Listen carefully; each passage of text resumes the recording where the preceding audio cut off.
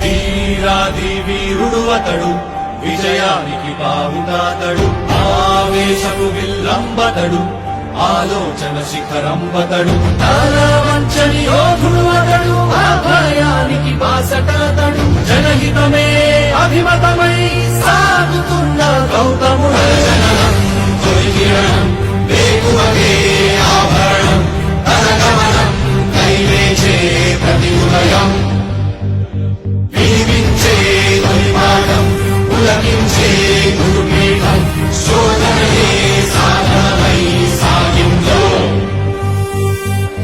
కనివిని ఎరుగని పంథా, జయ జయలే జగమంతా, వెనుదిరుగని అడుగంటే తనదే,